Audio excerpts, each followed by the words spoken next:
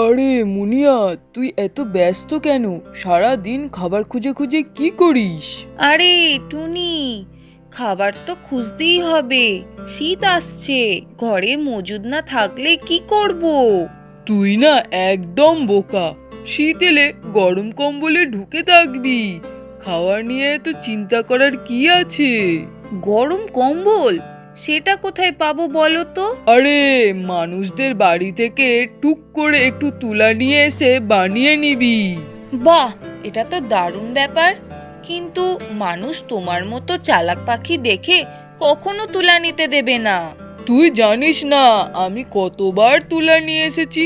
একবার এক বুড়ি আমায় ধরতে গিয়ে পড়েই গেল। তাই নাকি? তারপর তারপর সেই বুড়িটা কি করলো? আরে, কিছুই করতে পারলো না। বুড়ি তো ধীর, আমি পালিয়ে গেলাম।